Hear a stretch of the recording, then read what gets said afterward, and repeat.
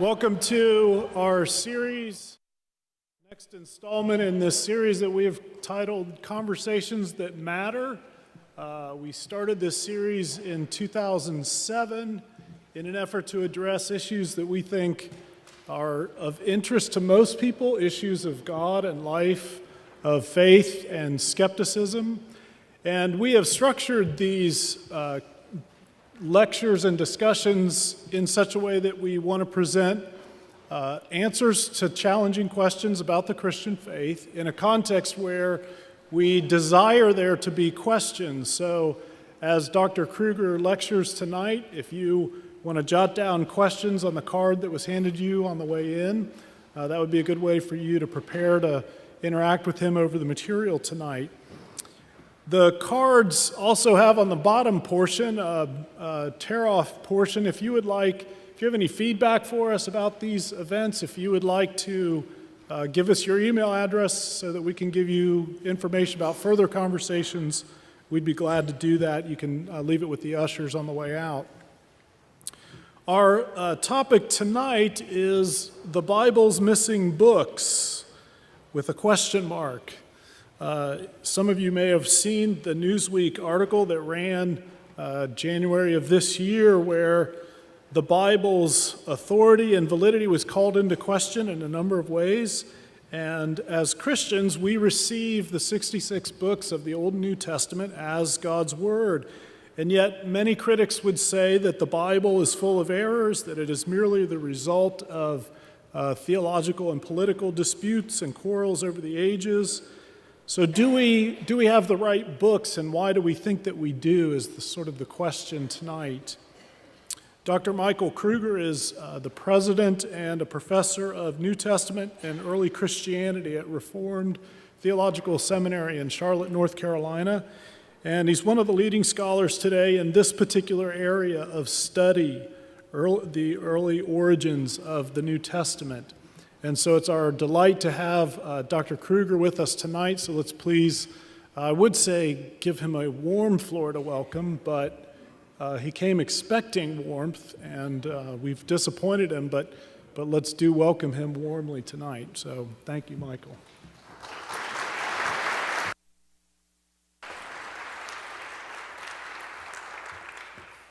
Thank you, Steve, for that introduction, and welcome and thanks for being here tonight. It's great to be with you and great to be in Tampa. He's right, I was looking forward to the warm weather. I left Charlotte, North Carolina with it a balmy 36 degrees and hope to come down here for nice sunny Tampa. And I got a little bit yesterday, but today was, well, we all know, bundled up. Not quite the day that I'm sure you were hoping for either, but it's been a delightful time. On Thursday night, I spoke at the RUF group at USF, and we had a great time talking with university students there.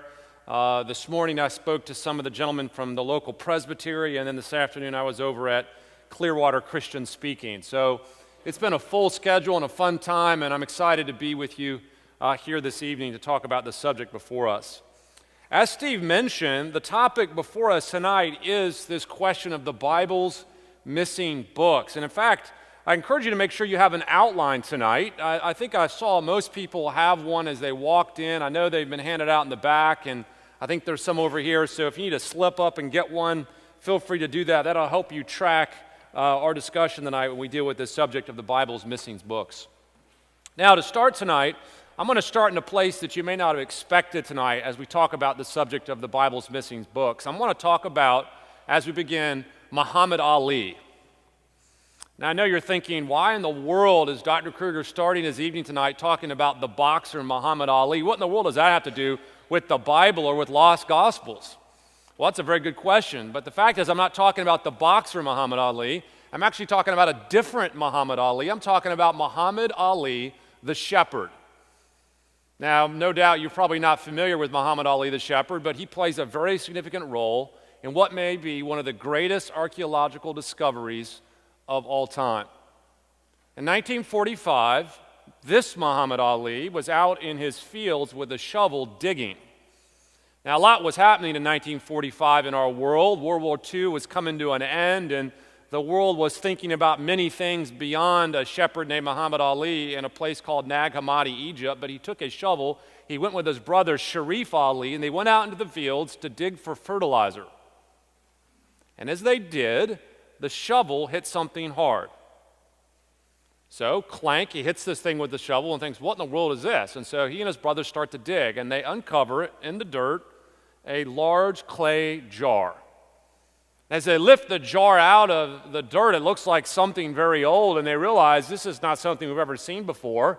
In fact, they realize that the top of the jar is still sealed. It's covered. They decide, what in the world are we going to do with this jar? In fact, Muhammad Ali's brother, Sharif Ali, said, don't open it. There might be a genie inside that will curse us. It's a true story. Well, after many moments of deliberation, they realized that despite their fear of the genie cursing them, they decided it'd be better to open up this jar because there may be something valuable inside. There may be gold inside, and if there's gold or valuables inside, then we want to know about that. So sure enough, they took their shovel and they crushed the jar and they opened it. And there inside was not gold, but there inside was something more valuable than as many gold pieces as they could cram in that jar. There inside were books. Not just any books, ancient books, books that were about 1,500 years old, books about Jesus, books written by a Christian group that we later would call Gnostics that wrote their own stories of Jesus. They had their own teachings of Jesus, their own ideas of what Jesus was like and what he had done, their own idea about how you're saved by Jesus. And it told a very different story than the stories you read in the Gospels of our New Testaments. In the Gospels of our New Testaments, what we call the canonical Gospels, Matthew, Mark, Luke, and John, we read about a Jesus who was sent to us to save us and redeem us from our sins. When you read these documents found by Muhammad Ali, it tells about a very different Jesus, a Jesus that didn't come to save us from our sins, but a Jesus that came to enlighten us and to help us find the path of light, and the Jesus that helped to show us that we're really divine and have the spark of divinity even within ourselves. What Muhammad Ali had discovered were lost gospels. In fact, he found 52 tractates written by the Gnostics, filled with all kinds of information about all kinds of things, but at the center of it is probably the most famous gospel of them all, one no doubt that you've heard of, called the Gospel of Thomas. Gospel of Thomas told a very different story about Jesus than the Jesus in our Bibles. Now you can imagine what scholars did with this.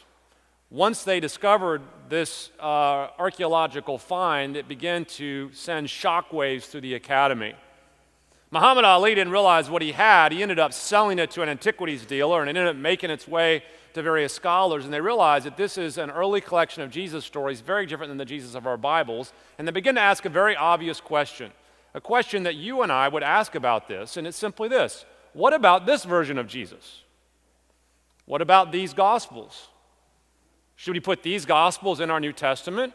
Are these Gospels as valid as the other Gospels we have? Who's to say that the Jesus we know about in Matthew, Mark, Luke, and John is the right Jesus, and that the Gospel of Thomas has the wrong Jesus? Maybe it's the opposite.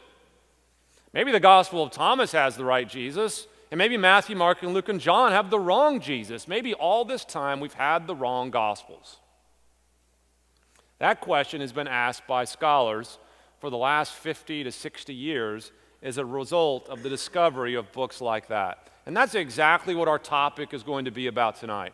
Tonight I want to discuss a very simple question, and that is, do we have the right Gospels in our New Testaments? Are the Gospels that we have in our New Testaments the ones that are valid, or maybe we should consider other Gospels? How do we reach a decision about this sort of thing? This is a question that everyone at some level or another is going to have to face. Now, I would imagine that even in your life, as you thought about these things and maybe read magazine articles or a story on the internet, no doubt you've been faced with this very question. No doubt you've read stories from scholars that claim these other Gospels are just as valid as the ones that we have in our Bibles. Tonight, I want to get to the bottom of that issue and help us think through that more appropriately. Now, to do that tonight, we're really going to break the evening down into two parts as I give a talk tonight. The first part we're going to look at is we're going to have a broader look at why our culture is so fascinated with lost Gospels. What is it about our world that makes people so interested in some book found in the desert sands 60 so years ago?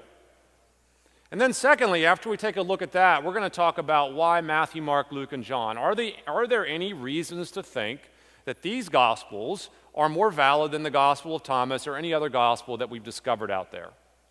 And once we're done with all that tonight, we're going to have a time of Q&A, a chance for you to ask your question.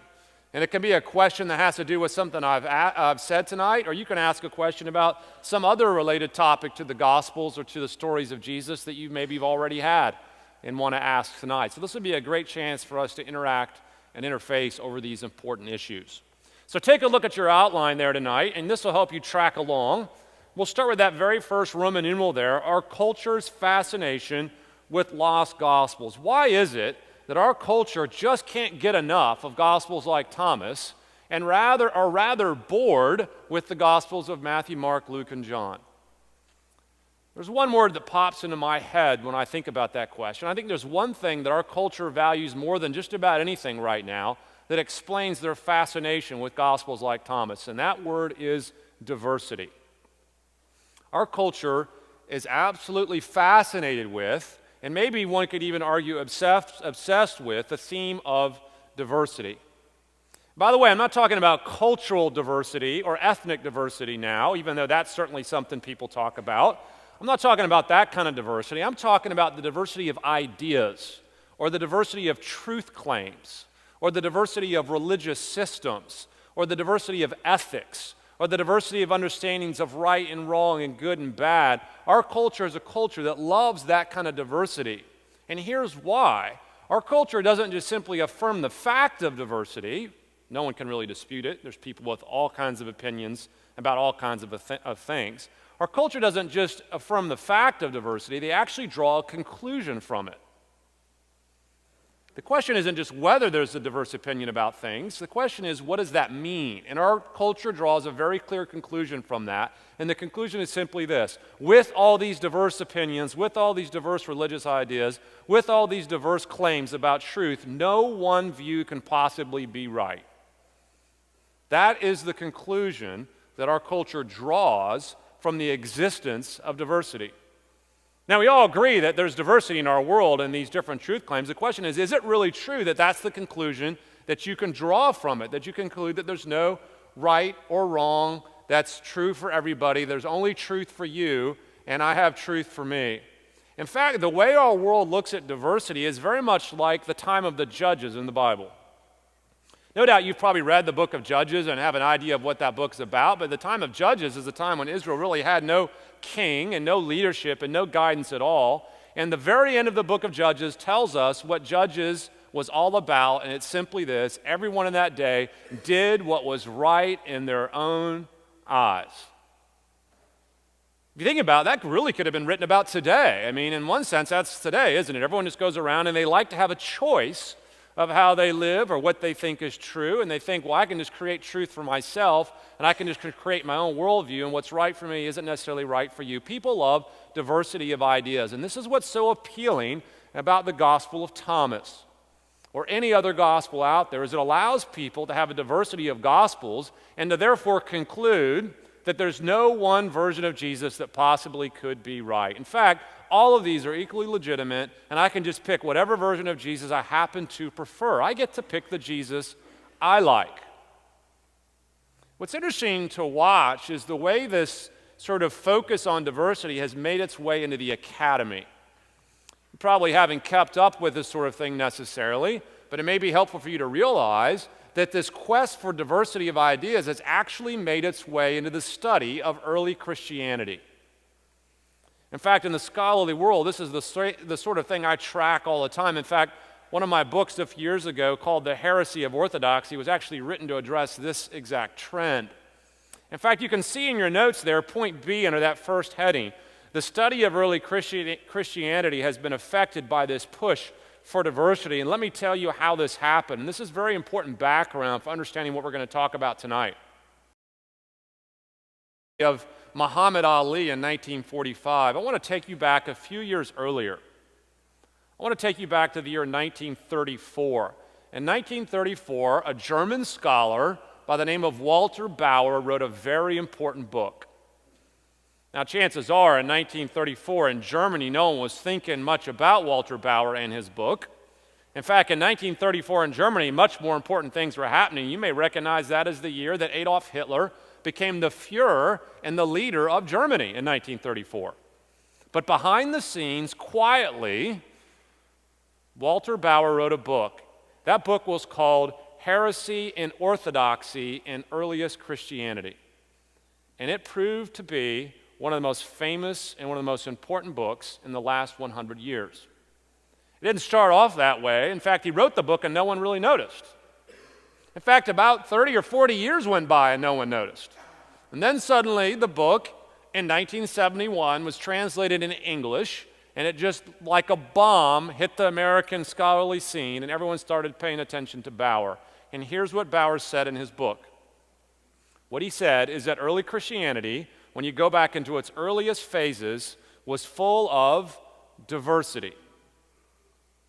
He didn't mean ethnic diversity either. He didn't mean cultural diversity. He means that early Christianity was full of diverse theologies, diverse ideas, ideas about Jesus that were in contradiction to each other, ideas about God that were in contradiction to each other. There was competing versions of Christianity, says Bauer, that were all warring it out to see which one was original and to see which one was authentic. Bauer argued that what you have in this earliest phase is just a theological battle from all these groups, each claiming to be the original and trying to wrestle their way into power and to find out who was going to prevail as the true Christianity. What you have in this early phase, says Bauer then, is you don't have anything called Christianity. What you have is Christianities, plural. And here's the payoff, says Bauer. Each of these separate Christian groups, he argues, had their own gospels. And they had their own gospels that they thought really told the true story of Jesus. And since each of these different groups is equally valid as any other, each of these gospels is equally valid as any other, he argues. Therefore, what you read today when you read Matthew, Mark, Luke, and John is just the gospels preferred by the people who won the theological debates. But what if another group had won, said Bauer?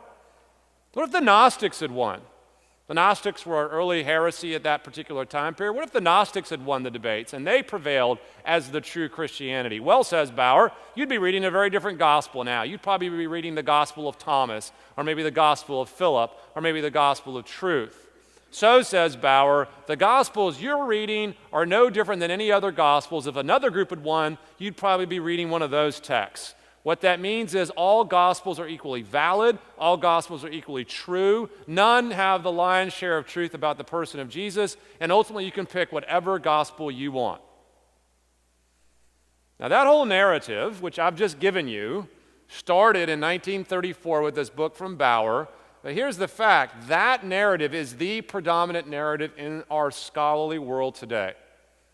If you take a university religion class on the Gospels, you're going to hear that narrative. If you read the internet, you're going to hear that narrative. You may have remember years ago the book The Da Vinci Code that came out in 2006 or whatever happens to be now, had that narrative. The narrative of our culture and our world is that all gospels are equal, none are more true than any others, and you can just pick whichever gospel and whatever Jesus happens to suit your fancy. Now, the question before us tonight is that true? Is that paradigm valid? Does that work itself out in real history as the right way to look at this issue? What I want to suggest to you tonight is that paradigm, although told often, that way of thinking, although repeated regularly, is flawed at a deep level. In fact, what I want to do in our second part of our time together tonight is to actually talk about why Matthew, Mark, and Luke, and John are the best sources we have for the life of Jesus. In other words, what I want to do tonight is make the case for the canonical Gospels. The term canonical is simply a reference to the Gospels we have in our Bibles. Now, what I'm going to give you tonight then is really just 4 reasons or 4 things about our Gospels that make them unique.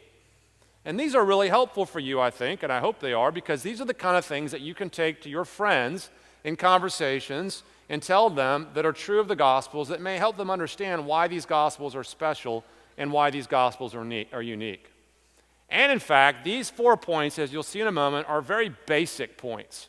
They're very simple points. And there are 4 things, 4 talking points I hope that you can remember as you leave tonight. Now, of course, I know when it's over, you may come back to me and say, hey, look, Dr. Kruger, you said these would be easy. They're not. And they don't seem near as easy as you said they were. But I really do believe that there's simple takeaways that I hope that you can leave with understanding why our Gospels, Matthew, Mark, Luke, and John, really are the right ones for our New Testaments. So let's dive into that. Look at your second Roman numeral in your outline there. You can see it at the bottom of that first page, the case for the canonical Gospels. And here's where I want to simply lay out 4 facts about the canonical Gospels that help distinguish them from Gospels like the Gospel of Thomas. So let's start with the very first one that you see there. And that is that the canonical Gospels are the earliest Gospels we have. The canonical Gospels are the earliest Gospels that we have.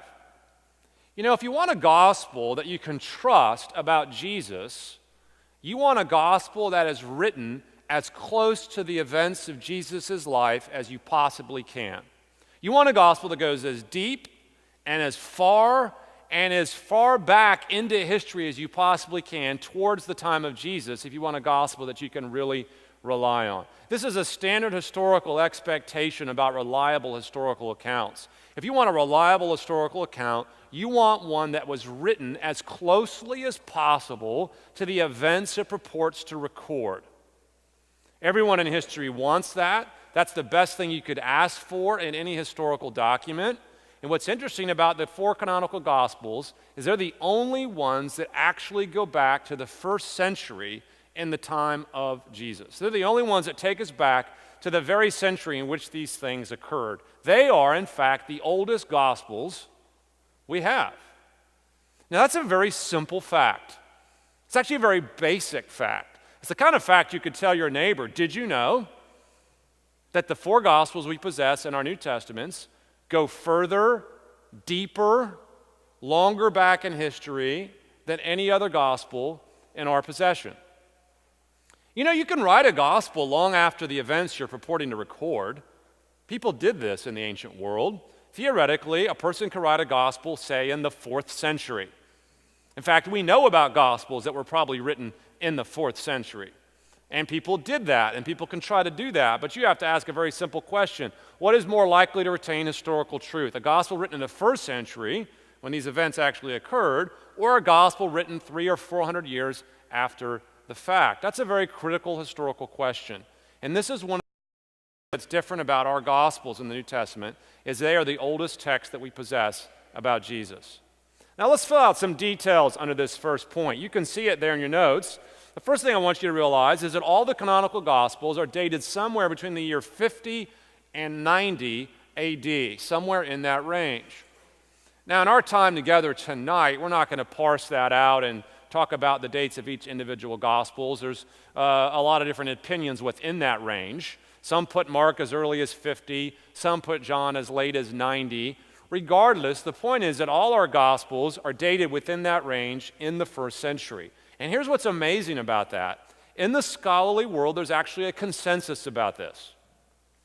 In fact, virtually all scholars agree that these are the only Gospels that date to the 1st century and that they all date to the 1st century. I can tell you, in the scholarly world, it's hard to get scholars to agree on much of anything. I can tell you this. I mean, to get scholars to agree on anything related to Jesus is a long shot. What's amazing here is that there is a virtual unanimity in the academic community about the fact that these Gospels, and only these Gospels, date to the 1st century.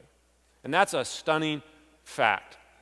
Now, I want you to notice a second thing that's worth noting under this point, and that is no apocryphal Gospels are dated to the 1st century. Now, the term apocryphal is just another word that refers to Gospels that are not in our Bibles, Gospels that are outside our New Testament canon. The term apocryphal is really a word that just means hidden. It's a term we use to refer to other Gospels. What's interesting is it's not only true that our Gospels, Matthew, Mark, Luke, and John, are the earliest or the oldest Gospels we possess, but it's also true that no apocryphal Gospel, no Gospel outside the New Testament is dated to the time of Jesus. All of them are dated to the 2nd century or later. This also is a scholarly consensus. Now that alone is an amazing fact. Only our Gospels go that far back, and no other Gospels go that far back. What's curious is every now and then a scholar will try. This is a fascinating thing to watch. Maybe if you've kept up with the scholarly world, you've seen this. Really, the only gospel that anyone's ever really seriously tried to push back into the first century is actually the Gospel of Thomas, which we just talked about a moment ago. Every once in a while, about every 10 years, a scholar will write a new book trying to put Thomas all the way back into the first century, and he'll give it a go, but then the scholarly community looks at the evidence and says, nope, we're not going to follow that line of thinking. In fact, that's happened time and time again, even with gospels like Thomas. Now, if that's true, if our Gospels, Matthew, Mark, Luke, and John, actually date back this far, what are the implications of that? Before we leave our first point, I want you to notice, just in your notes, what the implications are. You can see there at the bottom of the page. One implication we've already mentioned, which is that in the historical study of ancient history, the rule of thumb is that the closer you're writing to the historical events you're purporting to record, the better off you're going to be. Once again, would you rather have a gospel that was written soon after the events, or would you rather have a gospel written 300 years after the events? Only Matthew, Mark, and Luke, and John have the former.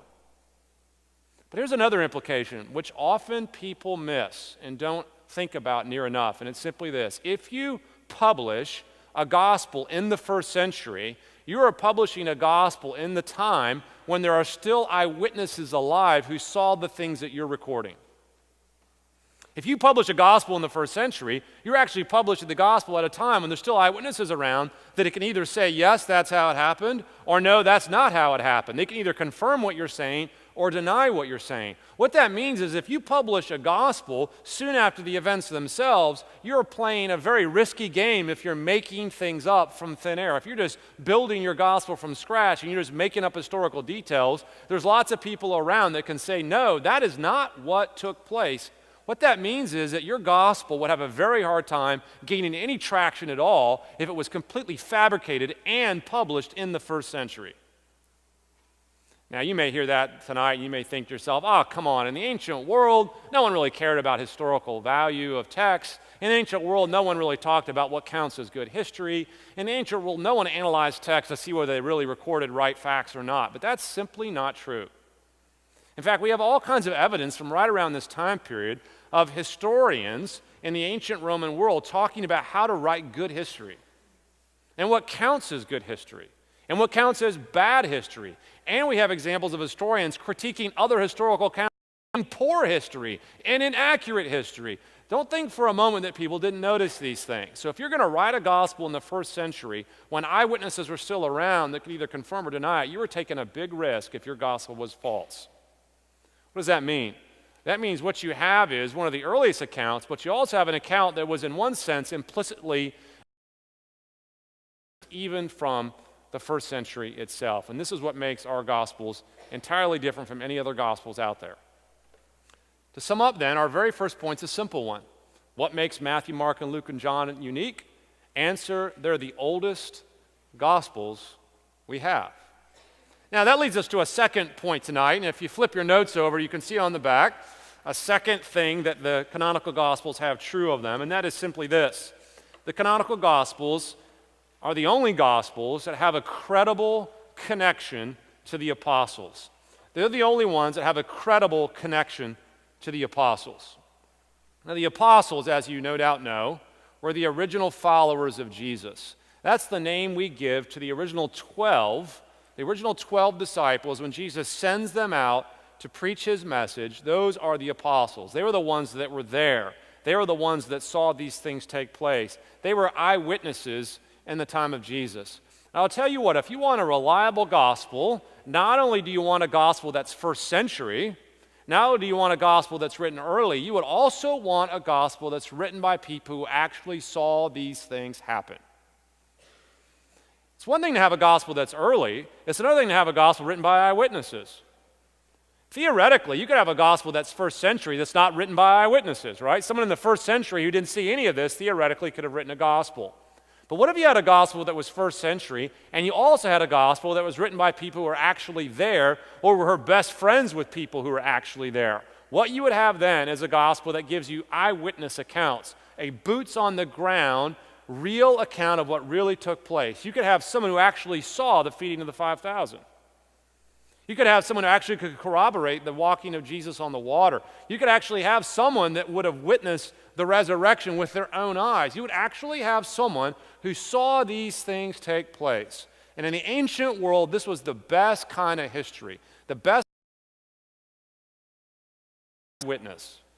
And the canonical Gospels are the only ones that have a credible shot of being written by these apostolic eyewitnesses. Now, how do we know this? Well, let's break this second point down a little bit. You can see in your notes there are a couple things worth noting.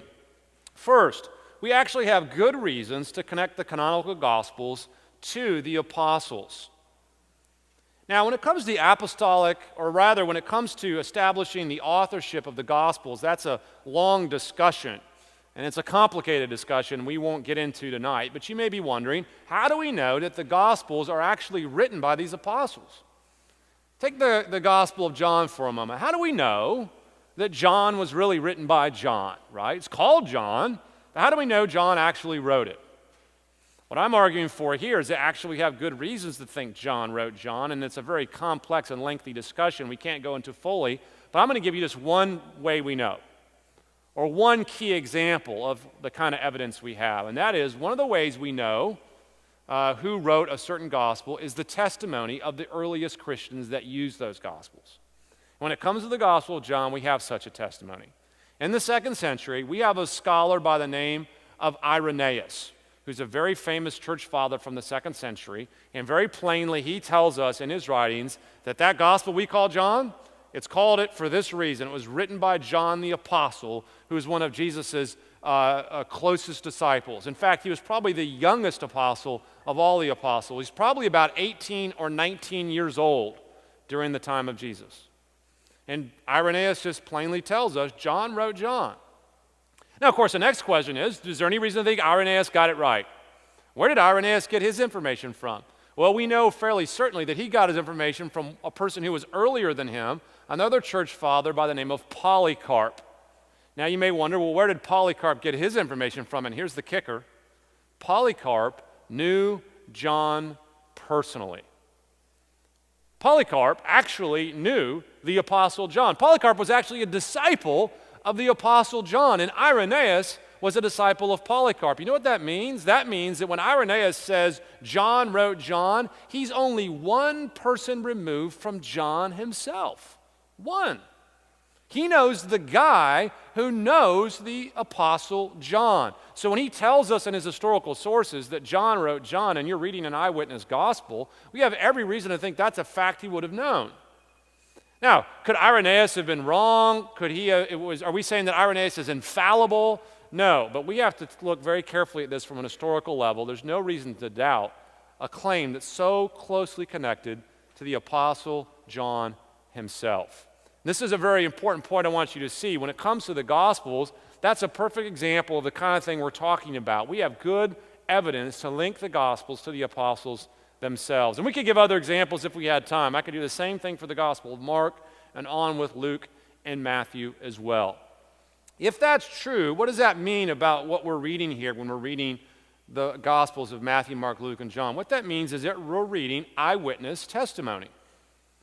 Even more than that, it means that we're reading authoritative eyewitness testimony, because we're not just reading the story of eyewitnesses, we're reading the story of eyewitnesses who were themselves commissioned by Jesus himself. You could get no better gospel than a gospel like that. Now, what about the apocryphal gospels? What about these gospels outside the New Testament? Were they written by apostles? Well, notice what I say under that same heading, point 2 there. Not a single apocryphal gospel could have been written by an apostle. How do we know this? We know it because of the date of all these apocryphal gospels. We already talked about this in the prior point, but notice that all the apocryphal gospels, all these gospels outside the New Testament, were written in the 2nd century or later after all the apostles were dead. That means that not a single one of them could be an eyewitness report. Not a single one of them could record the actual testimony of an apostle, because all of them are late and after the fact. Now, you may hear the fact that these apocryphal gospels bear titles of apostles, and this might be confusing to you. In fact, you may hear the title Gospel of Thomas and think, was it really written by Thomas, the disciple? Or you may hear a gospel called the Gospel of Philip. You may think, was that really written by Philip? or a gospel like the Gospel of Peter. And you may think, well, why do they bear the names of apostles if they weren't really written by apostles?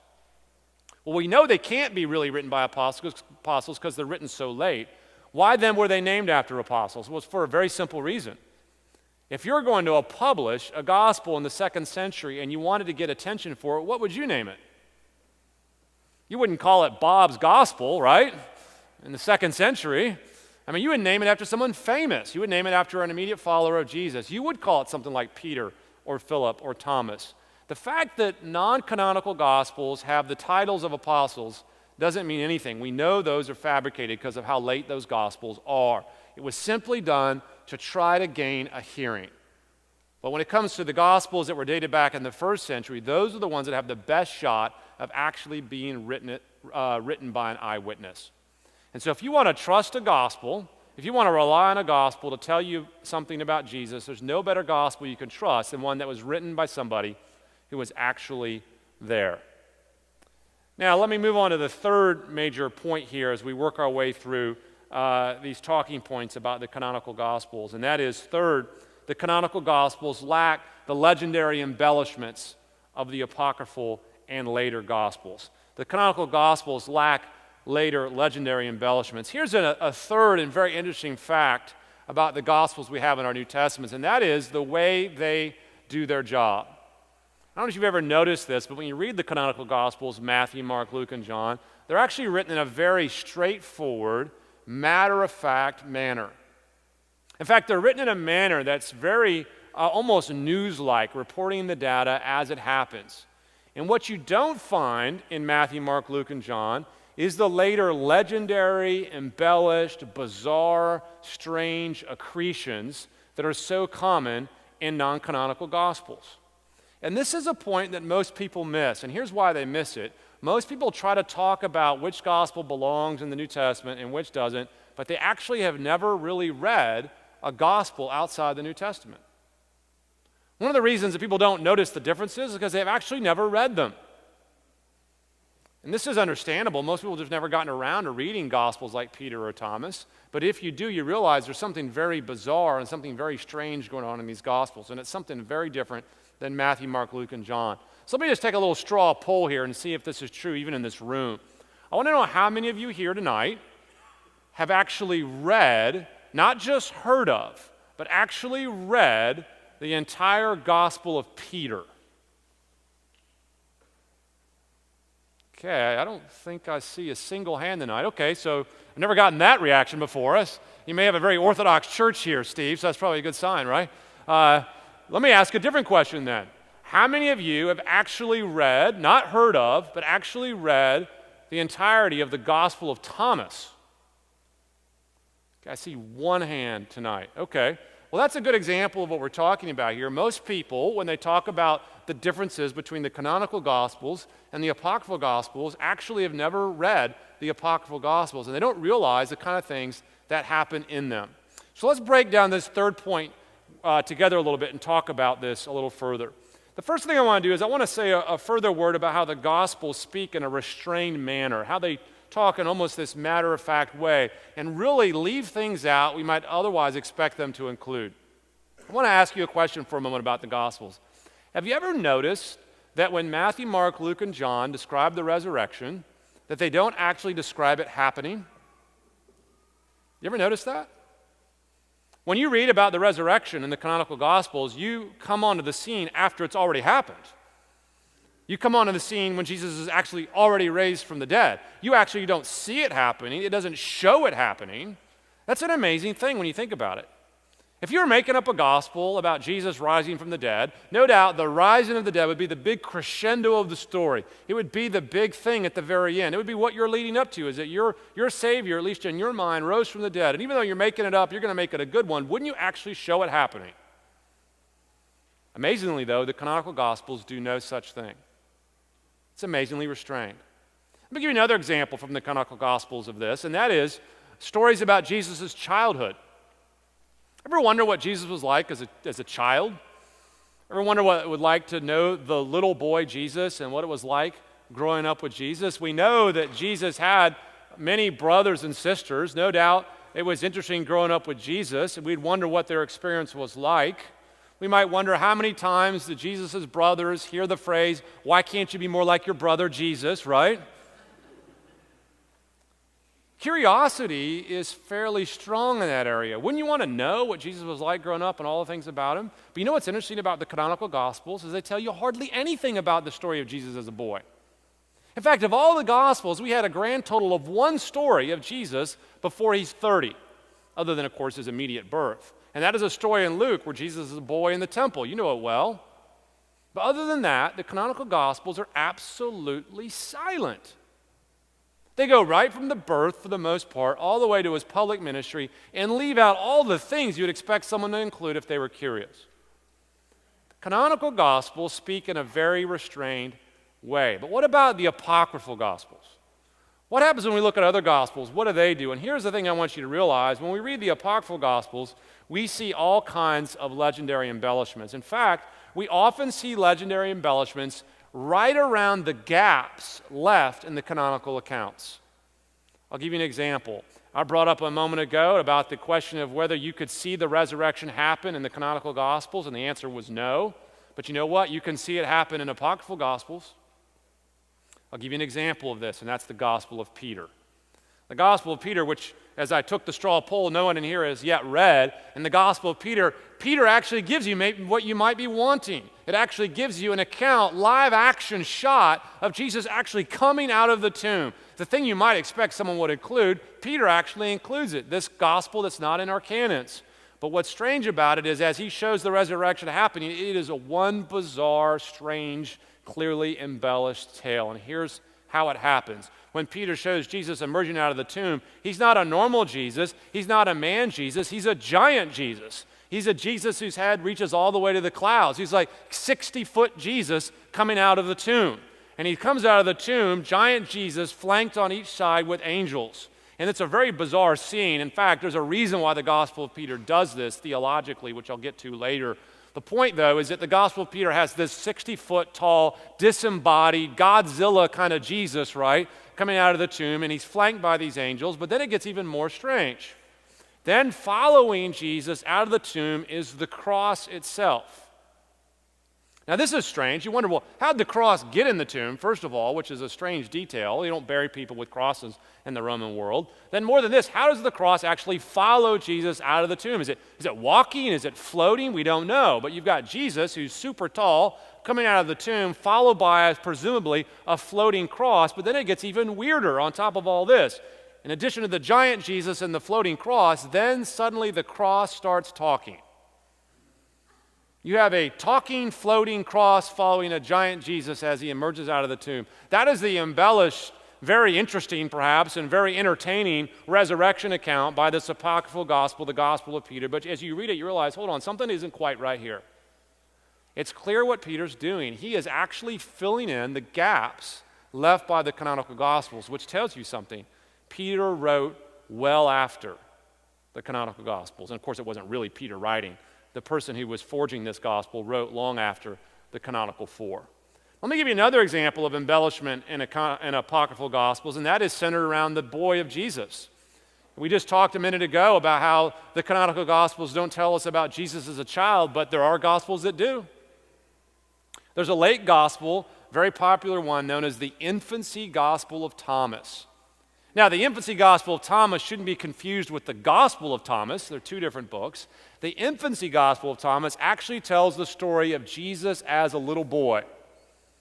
No doubt someone had a pretty serious imagination about what this would be like, and you may wonder, what in the world was Jesus like as a little boy? Be glad it wasn't like the Jesus in the Infancy Gospel of Thomas, because this was a frightening, terrifying, bizarre, strange little Jesus in the Infancy Gospel of Thomas. This is a Jesus that's not delightful that you want to pick up and hug. This is a little sort of hellion Jesus running around causing all kinds of problems. This is a Jesus that when a little child bumps into him, he zaps the other kid and kills him right there on the spot, right? This is a Jesus who violates all kinds of laws of the Bible and then tries to get away with it. This is a Jesus that ends up making these clay pigeons on the Sabbath out of mud, and when he's challenged for breaking the Sabbath, he changes the clay pigeons into real pigeons and they fly away as the evidence disappears. This Jesus is not a Jesus you would all want to meet in the Infancy Gospel of Thomas. But that is an example of exactly the kind of thing you get in these apocryphal stories. By the way, in the infancy gospel of Thomas, after the little boy Jesus zaps another little boy dead, if you care to know the end of the story, he actually raises that little boy from the dead, so everything turned out okay. What does that tell you? When you actually read the Gospels that are outside the New Testament, you begin to realize something. They really are built upon the canonical Gospels and very much tell things in an embellished and legendary way. That leads us to the last and fourth talking point. Remember, up to this point, we've talked about how the Gospels are the earliest we have. They're the only ones that have any credible connection to be eyewitness Gospels. Thirdly, they lack the legendary embellishments of later Gospels. And then fourth and finally, and this is the kicker, the canonical Gospels were the only ones that were recognized widely in the early church. You know, if you want to know what Gospels you want to read or should read to get the real story about Jesus, and you may want to ask the question this way: what were the Gospels that the earliest Christians were reading?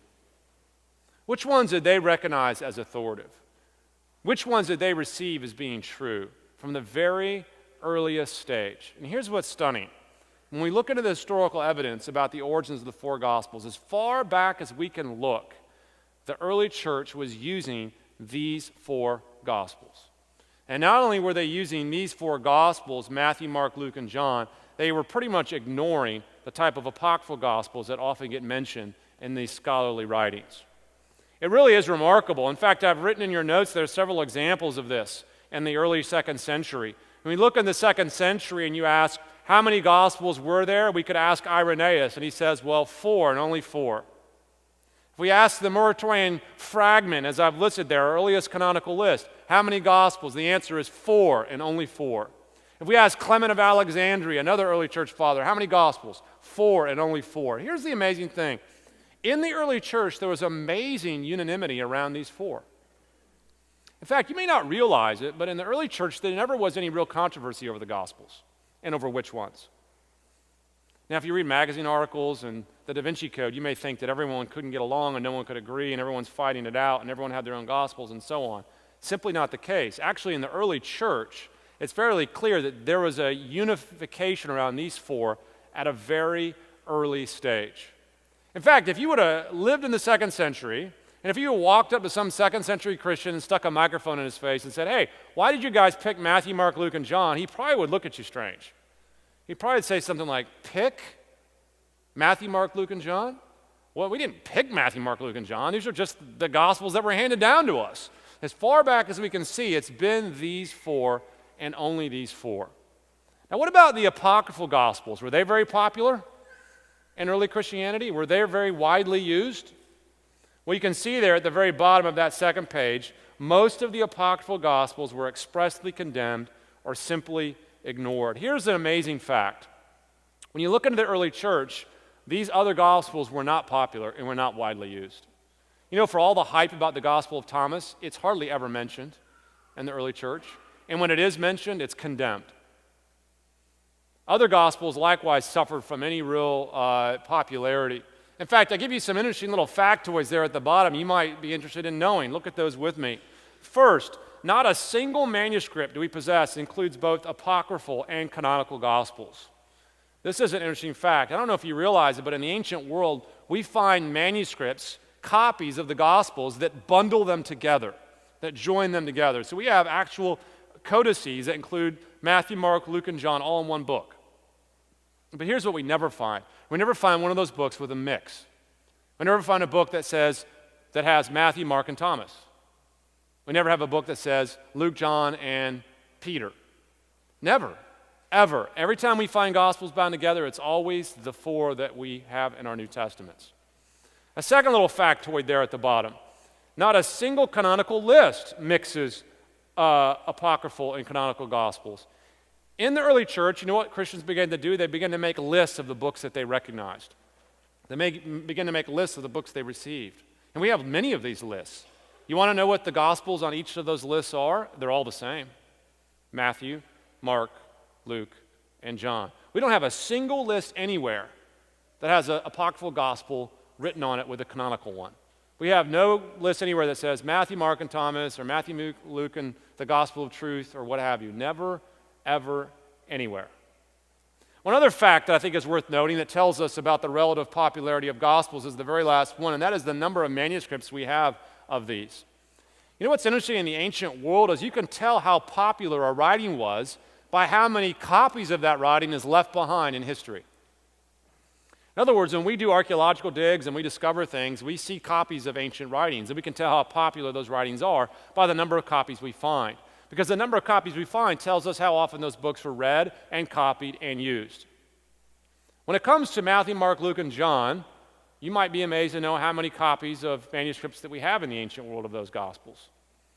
Right now, we have a little more than 2,500 copies of Matthew, Mark, Luke, and John. That's a stunning number. In antiquity, you may not have anything to compare that to, but in antiquity, that is an amazing number to have that many copies of our canonical Gospels. How many copies do you think we have of, say, the Gospel of Thomas, which gets all the hype? The answer is we have 3. 3 copies of the Gospel of Thomas compared to thousands of the canonical Gospels. And what's interesting about those 3 copies of the Gospel of Thomas, even those are incredibly fragmentary. Anyone who comes to you and says that the canonical Gospels were just the same as apocryphal Gospels in the early church and that apocryphal Gospels were widely popular too, simply is not looking at the historical evidence. The historical evidence is very clear. The most popular, the most widespread, and widely used Gospels from the very start were the 4 that we still have in our New Testaments today. So where does that leave us as we draw this to a close tonight? That leaves us with 4 very simple reasons to trust the canonical Gospels. They're the earliest we have. They actually have a credible shot to go back to eyewitnesses. Thirdly, they don't have any of the strange, weird, embellished stuff that you find in later Gospels. And then fourthly, they are the ones that were used by far the earliest and were the most widespread. Now tonight before you this evening is a very important question that no doubt you've already thought about in your life, and no doubt is one of the reasons you're here. And that question is a simple one, and that is, who is Jesus? I'd venture to say that there may be no question in your life that is more important than that one. There's a reason why it's an important question, because Jesus makes monumental claims about himself and about who he is, and he makes monumental claims on our lives and about how we're made for one thing, and that is to be with and worship and follow him. But if you're going to get to the bottom of the question, who is Jesus, you have to make sure you're looking at the right sources. And tonight, we've made it very clear that if you're going to know anything about the real Jesus, the historical Jesus, there's only one place that you can turn, and it's the place the church has always turned, and that is to Matthew, Mark, Luke, and John. Now, as we transition out of that tonight, I want us to have some time of Q&A and discussion. And so this is an opportunity for you to take your question that you may have always had and tucked away in your wallet somewhere, waiting for someone to ask it to, or this could be a question that you just came up with tonight as you've heard this discussion up front. But I'm told that we have microphones around, and I see our ushers are moving to the front, perhaps to find those microphones. And what they'll be doing is they'll be taking them, and we'll put one on one aisle and one on the other aisle. And if you could just sort of raise your hand and flag that usher down, I'd be happy to give you the microphone, and you can have a shot at asking your question. Obviously, we ask you to speak up and be succinct so we can hear your question, and we wish it was the kind of room we could hear you without having to have a microphone, but it's important that you speak into it. So feel free to raise your hand, and one of our ushers will find you. Over here, I see a question. When you have facts like this and confidence behind your faith, how do you maintain a respectful and honorable bedside manner so that when someone comes to you and says, I don't believe in this Jesus, I mean, in some ways you crush their worldview when you bring this together to them, and in that aspect almost create a controversy and a divide rather than them understanding the tenderness of Christ. Does that make sense? Like if you present these facts in that manner rather than respecting and honoring them from a creative order or trying to understand who they are, how do you maintain a humble bedside manner? Yeah, okay, so I think the question is, how do you deal with, I think I'm trying to understand your question, deal with people on a personal level and not just on a fact level? The individuals that bring this to you they're not typically for me, they're not academic. They're coming to me to disprove my faith. Yeah, what you have to realize is that people come to you with questions, and they come to you with questions from all kinds of backgrounds. Some people come to you with real, honest, intellectual questions, and you want to try to answer those questions. Some people come with intellectual questions, but there's really something behind those questions that you want to sort of whittle down and get at. What we've done tonight is simply deal with a possible objection someone might have. So out there in the world, people often make the claim that apocryphal gospels are just as valid as canonical ones. And so all our purpose here tonight is to simply say that's not a valid way of looking at it. And so what that leaves a person with is a choice to either believe the Jesus of the Gospels of Matthew, Mark, Luke, and John, or to realize there's really nothing else to believe because those are the best shot we have. No doubt people would come to that with all kinds of other issues, and we'd want to hear them out and listen to them and really pay attention to what other things are on their mind. But I think the purpose tonight is just simply to dispel that myth and to help people deal with that particular objection if they have it. All right, others with a question, feel free to raise your hand, and we'll find you with the microphone here tonight. Yes? You have commented a few times on the fact that certain manuscripts or fragments are dated from a certain date. And it might bear discussion of how you date a document that doesn't necessarily have a copyright on the front page. Yeah, great question. So how do we do that? I get that question a lot. If you didn't hear it, the question is, how do you date manuscripts? Well, this is an interesting question. We find, obviously, ancient copies of lots of books in antiquity, including books of the Bible, like the New Testament. And there's questions about how those books are dated. There's lots of ways to date a book. We can date a book by the content. In other words, we know that if it includes stories of Jesus, it can't be before the time of Christ, obviously very broadly. We can date a book by its format, whether it was written on codice or roll or something like this. But the most common way we date writings is by handwriting. And that's a field called paleography.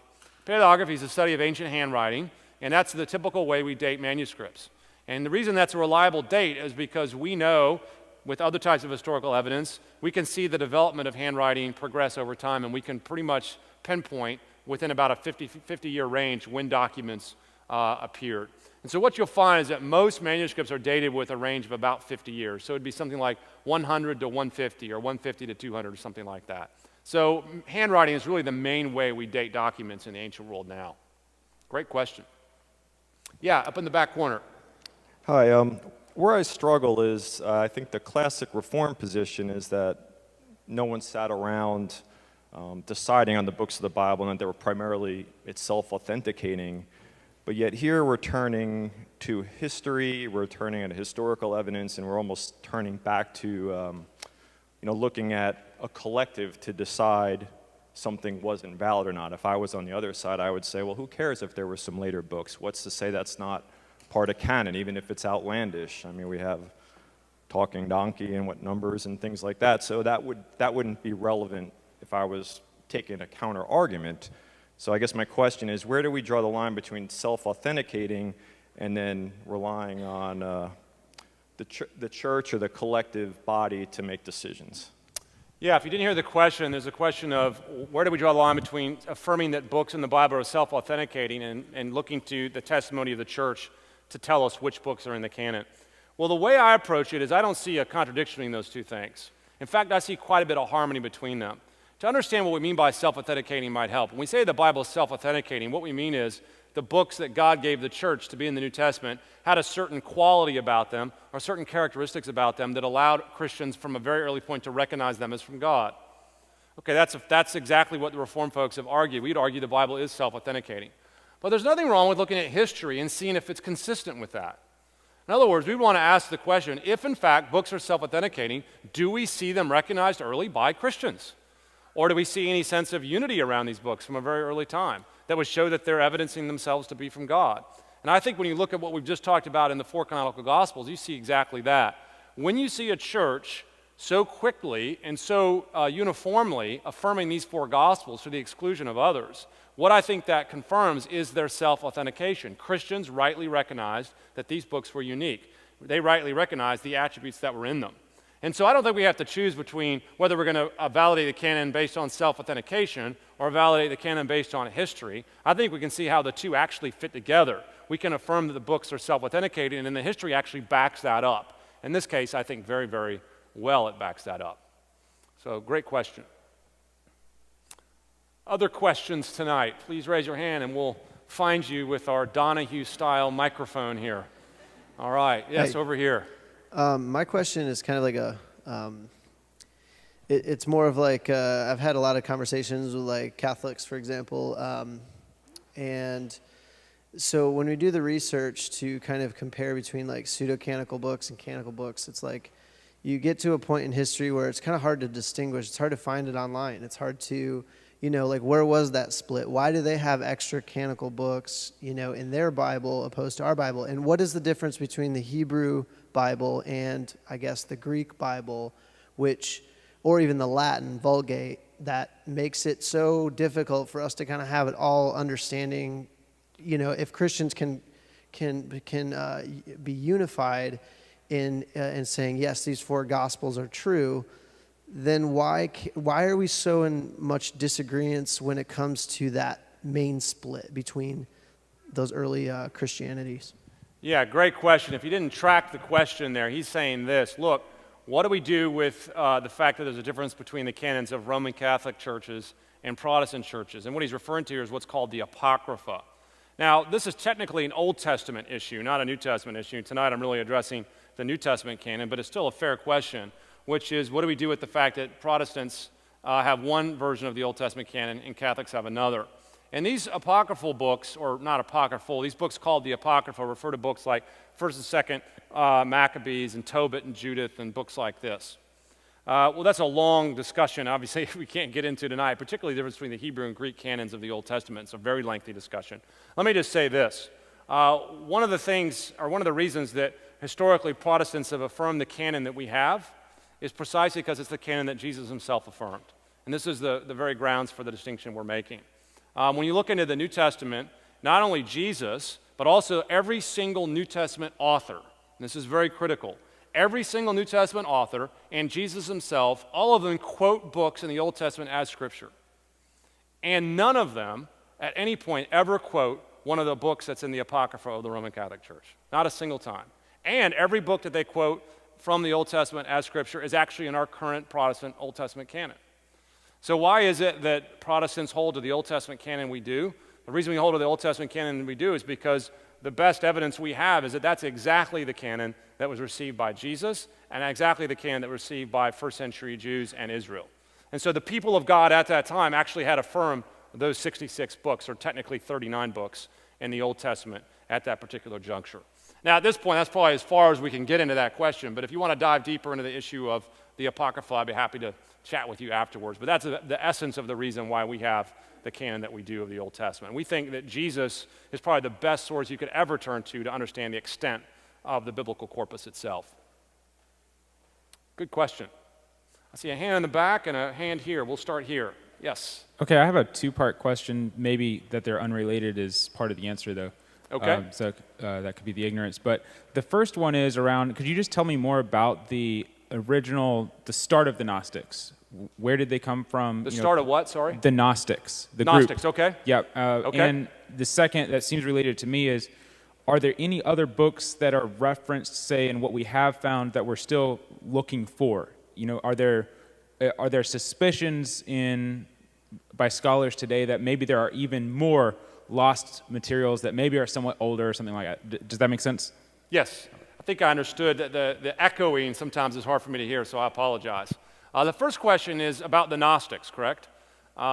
Gnosticism was an ancient Christian heresy, and he's asking for me to say more about it.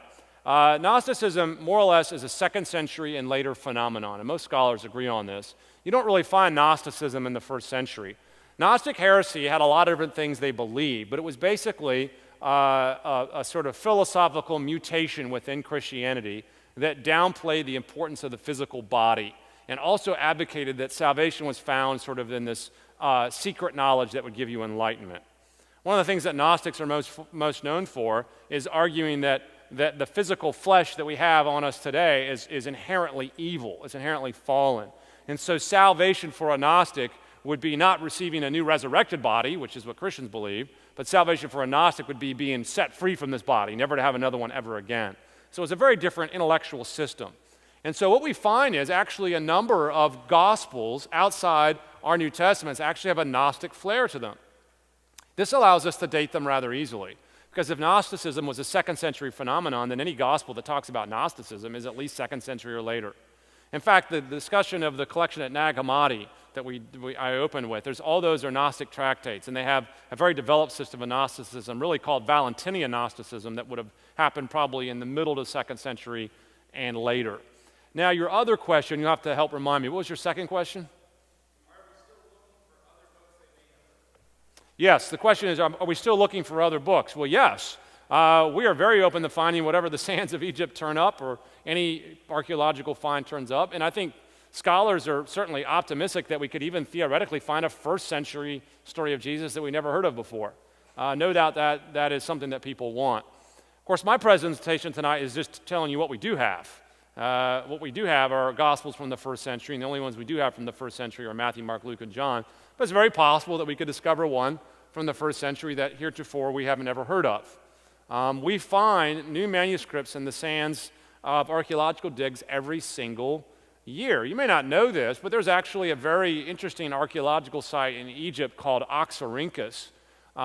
It's an archaeological site in what is now the extinct town of Oxyrhynchus that they've uncovered. And for more than 120 years, they've been doing an archaeological dig in this one location. Can you believe that?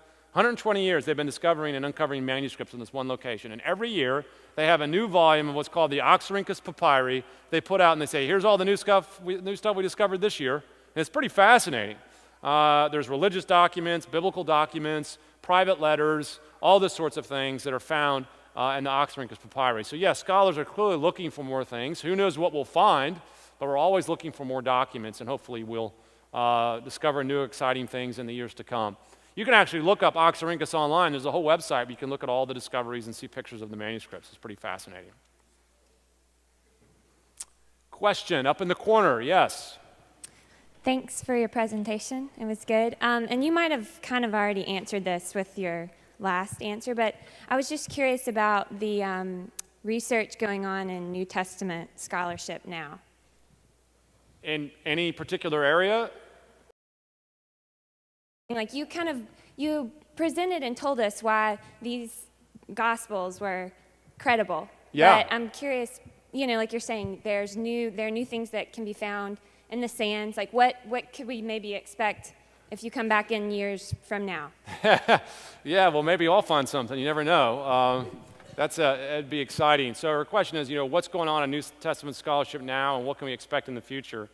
I was actually having a discussion today with some of the folks I was with about some of the rumors that have been circulating in the last year and a half about the possibility that there may be a 1st century copy of the Gospel of Mark in our possession now, which is very exciting. We know that Mark was written in the 1st century, but currently we don't have any 1st century copies of Mark. In fact, we don't have any 1st century copies of any Gospels. The earliest copies we have are really 2nd century. But one of the latest discoveries out there in the archaeological world is that there's a claim now by some that they found a 1st century copy of the Gospel of Mark. Now, we don't know that yet for sure because they haven't published their work, but that's in the rumor mill. And it's very interesting and very exciting if it's true. I'm a little skeptical, to be honest, about whether we could have a manuscript from Mark dated solidly to the 1st century. But I'll wait and see and read it when it comes out, but it is very exciting, and we'll just have to sort of hold our breath until it happens. That's supposed to have been published by Christmas, but now that we're into February, I'm thinking that obviously didn't happen, and so we'll see when that actually hits the shelves. Yes? Hi. As a follow-up to this young man's question, those of us who are lay people and not scholars are often faced with questions about the validity of Scripture. What is a good resource for us to go to for information or to show others when we're asked those questions? Because we just go to the internet and Google it, and who knows what comes up. Yeah, great question. So the question is, well, what resources do we go to get questions about this sort of thing? Well, there's a number of books out there right now that are very helpful on the origins of the canon, both New Testament and Old Testament. If you want a book that covers both New Testament and Old Testament canon, which is to this man's question earlier, probably the best work out there right now is a book by the name of a scholar by the name of F.F. Bruce called The Canon of Scripture. F.F. Bruce, The Canon of Scripture. If you're looking for a book on the New Testament canon, that's actually the area I write in, and I wrote a book in 2012 called Canon Revisited, which is a book that goes through all the different ins and outs of the New Testament canon. And so those might be two places you could get started. F.F. Bruce's book, and then my own book called Canon Revisited. Yes? When you talked about the style of the apocryphal works, was that just one period, or is there a whole human history of that type of literature? For instance, the apocryphal works all the way to the Book of Mormon. Is there a comparison? Are they all very different? Are they all very similar? Can you talk about that? Yeah, great question. So when we're talking about apocryphal works, it's probably best to just be a little more clear on what we mean. What you may mean by it is any book that's not in the New Testament. That's not what we mean. We're talking about books outside the New Testament that are in the shape of gospels that come from the early centuries. Theoretically, someone could write an apocryphal gospel today, right? But we're really not dealing with those sorts of things. And the Book of Mormon is that type of production, a very late, obviously not today, but not long ago type of production. So we're talking about the kind of books about Jesus that were written in the 2nd, 3rd, 4th, 5th centuries. What are those books like? Well, actually, many of them are like the books I've described. When you look at the Gospel of Peter, which is a pretty mainstream one, or the Infancy Gospel of Thomas, which maybe isn't as mainstream but was very popular in the ancient world, those are not unusual types of Gospels. We even have more bizarre Gospels than that. We have a whole set of Gospels from the 4th century called the Pilate cycle, where Jesus, in these apocryphal stories, actually becomes friends with Pontius Pilate and goes in to meet with Pontius Pilate, and there's all kinds of strange things going on. The Roman banners are actually bowing down to Jesus as he walks in to see Pontius Pilate, and this is another example of these type of late legendary stories. Now, there are Gospels that are outside the New Testament that are less embellished. In fact, we have a few apocryphal Gospels that are fairly straightforward. I actually did my doctoral dissertation on one. My doctoral work was on a Gospel that had no name. It just had a number. The work I did was on a Gospel called Oxyrhynchus 840. How's that for a catchy title, right? Not going to sell many books with that title. And I haven't, for that matter, sold many books with that title. But that particular Gospel, Oxyrhynchus 840, was fairly straightforward and doesn't have a lot of the embellishments that we're talking about here. However, it was late. It was 2nd century or perhaps even later. And so, once again, it shows that the apocryphal Gospels are after the fact when you compare them to the canonical ones. Other questions? Feel free to raise your hand, and our gentleman with the microphone will be happy to find you. And while one person's asking a question, you can raise your hand, and the other microphone guy, sorry, I don't have a better name for you guys other than microphone guys, but will no doubt find you here in the audience.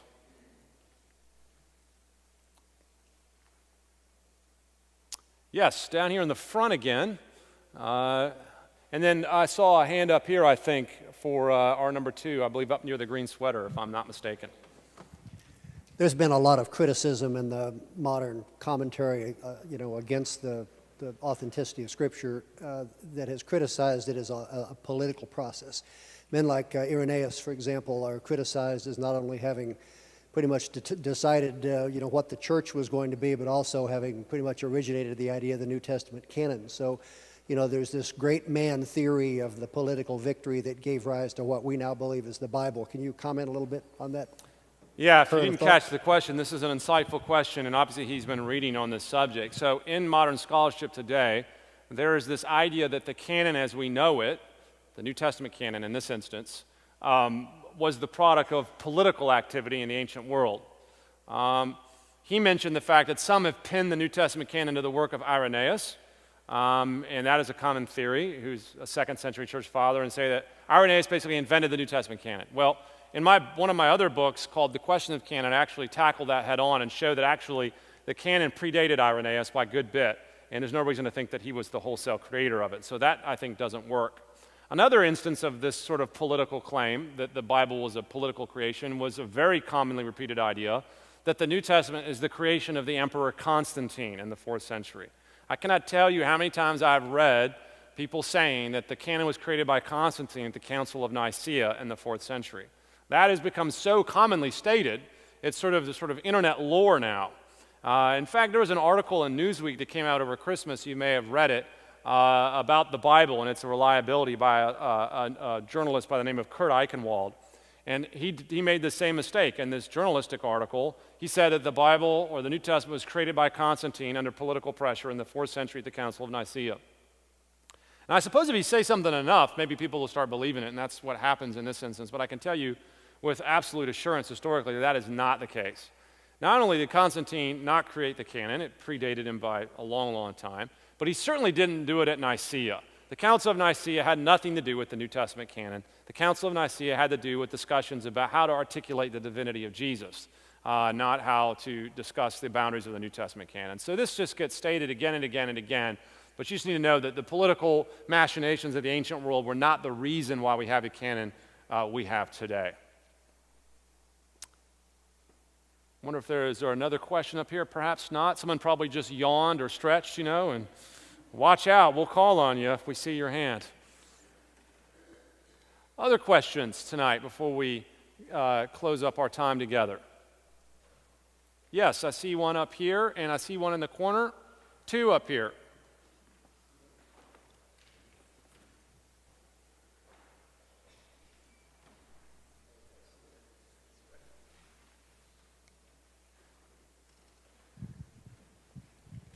Hey there. So I was wondering what exactly makes a gospel, and what qualifications did Matthew, Mark, Luke, and John have besides like the date that made them more credible as a gospel than these other ones?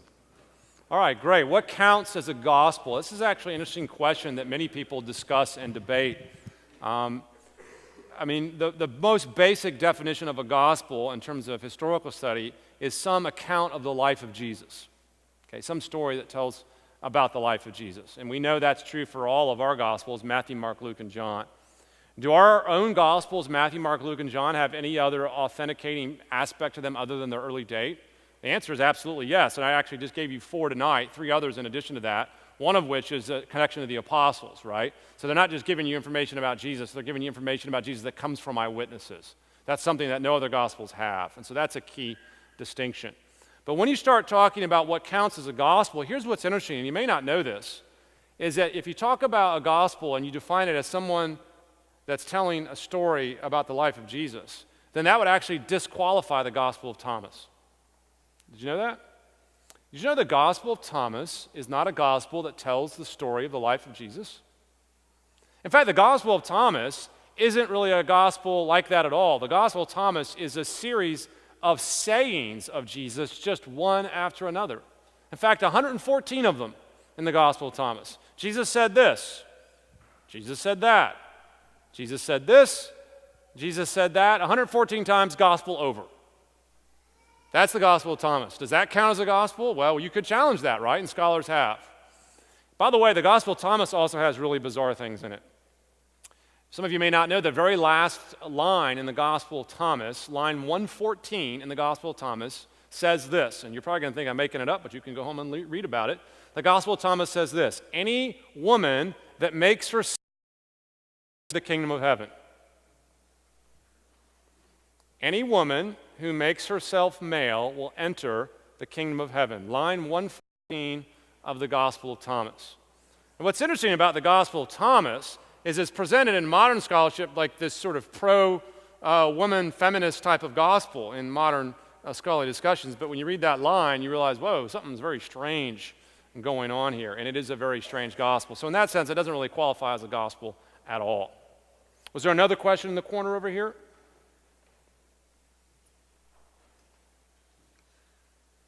Okay, this gentleman right here. Hi, good evening.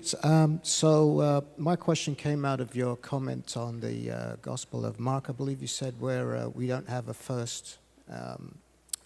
yet have a first century copy of it, we have a second.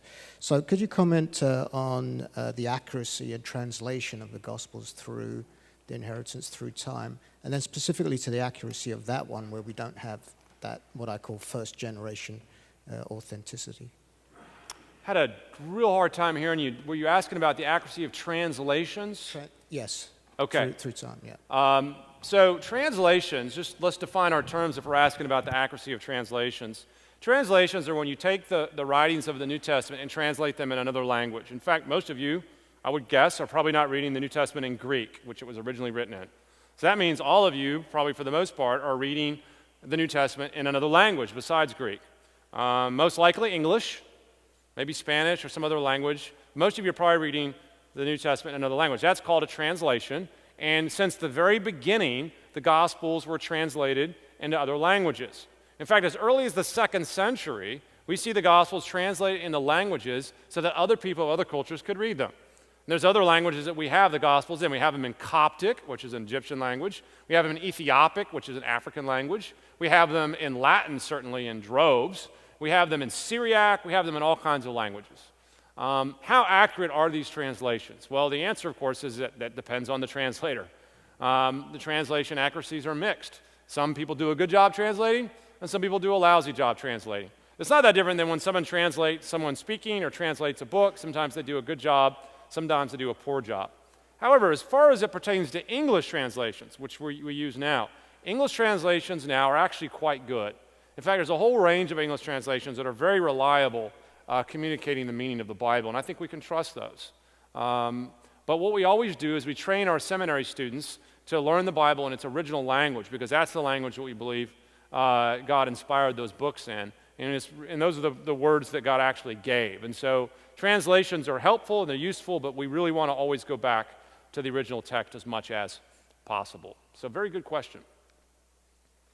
Any other final questions? Yeah, right here. I think he's right behind you there, microphone.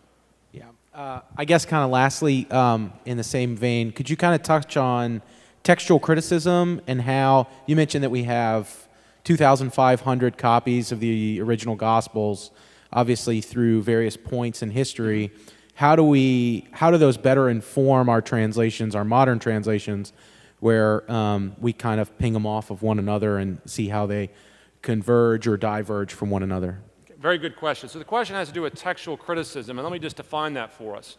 Textual criticism is the study of the transmission of the Gospels. Whenever you wanted to get a gospel from the 1st century to a gospel to the present day, or at least to the 15th century, you had to make hand copies by scribes. That's how it was done in the ancient world.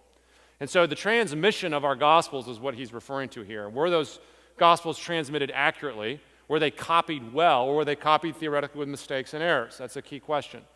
By the way, that is a distinguishable question from translation.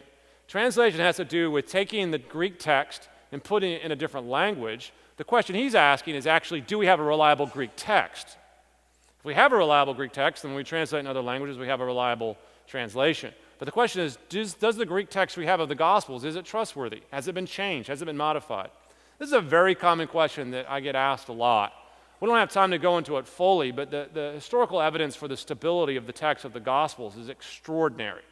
We have copies of the Gospels, not only in high numbers, which we've already talked about, we also have copies of the Gospels that go back very, very early, all the way to the early 2nd century, some of our Gospels. We have copies of John all the way from the early 2nd century, around 125 AD. And we can compare all those and see if they've changed and really map it out. And what we see is an amazing amount of textual integrity and consistency over time. In fact, you could argue that the canonical Gospels may be some of the best preserved literature in all the ancient world. If there's no certainty about what the Gospels say, then there's no certainty about any historical text anywhere under the sun, because we have some of the very best evidence for them. You can read more about that question in my book, The Heresy of Orthodoxy. In The Heresy of Orthodoxy, a book I wrote back in 2010, the very last chapter of that book, I deal with that exact question. Have the New Testament documents been transmitted reliably down through the ages? And I get into a ton of detail, which would be far more detail than most people would probably want now, or even then when you read it. So if you're looking for sort of these sorts of topics in a more distilled form, I've recommended some books. I might mention my website, because in my website I take a lot of these things and distill it down in sort of blog articles that I think are very helpful for people, and so you might find it helpful. My blog is just at michaeljkruger.com, and you can look it up and read a number of articles about the canon and the reliability of the Bible and so on. The name of the blog, though, is called Canon Fodder. Canon with one N. Otherwise, you're not going to get the pun, because there is a pun. Canon Fodder.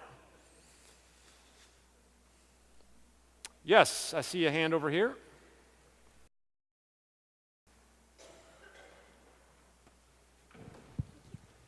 What language were the apocryphal Gospels originally written in? One more time, sorry. What language were the apocryphal Gospels originally written in? Very good. Great question. What language were the apocryphal Gospels written in? Well, the answer depends on the apocryphal Gospel. The answer is that most were originally written in Greek. Most of the apocryphal Gospels we have are 2nd century, and most of those were probably written in Greek. In fact, many of our manuscripts of those Gospels are Greek.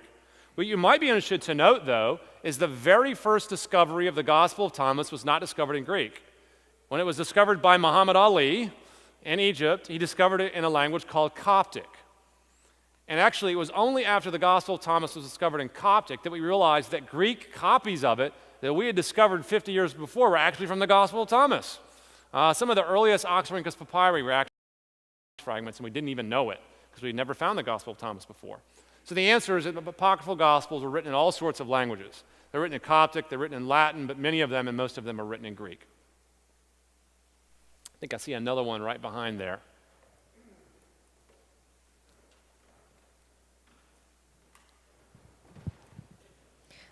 What's the most accurate English translation of the Bible? Oh, great question. What's the most accurate English translation? You might think, okay, who am I sponsored by as I come here today, right? You know, is the NIV going to get an ad here? Well, I think we have very good English translations, and I think many of them are useful. I use the ESV, English Standard Version, which is a fairly new translation, but it was built on an older version called the RSV, which I won't bore you with the history of all that here. I think the ESV is an excellent translation. Before that, I used what was called the Old NIV, which is what's known as the 1984 New International Version, the NIV, and I really, really liked that. The problem is the NIV has updated it, and I'm not wild about the new version of it. The New American Standard Bible, the NASB, is very good, but it's pretty clunky as an English translation. And some of you read it. I always liken the NASB to sort of a car that doesn't shift gears very easily. You know, you're always trying to get to the next gear. It's not very smooth.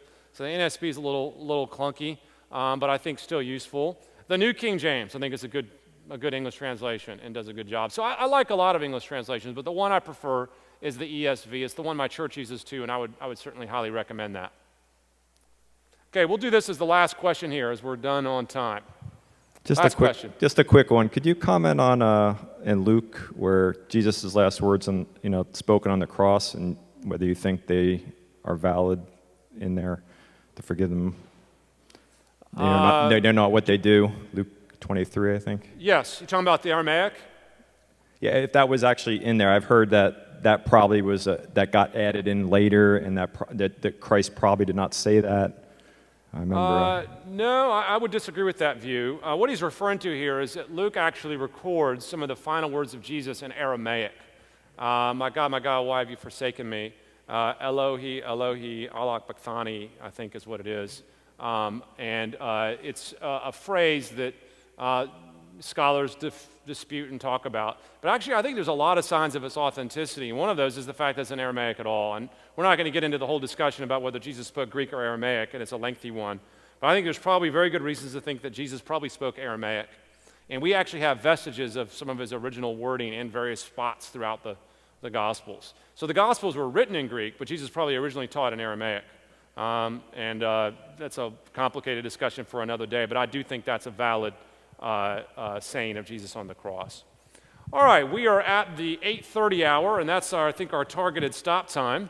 So I want to thank you all tonight for your attention and time, and I will be up here afterwards for more conversation for those who want to come talk. So, Steve?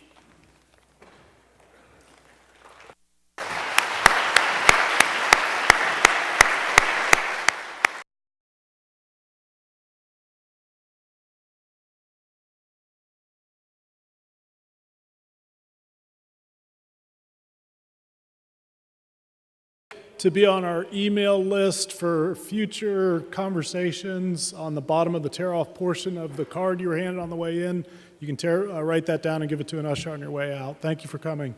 Have a good night.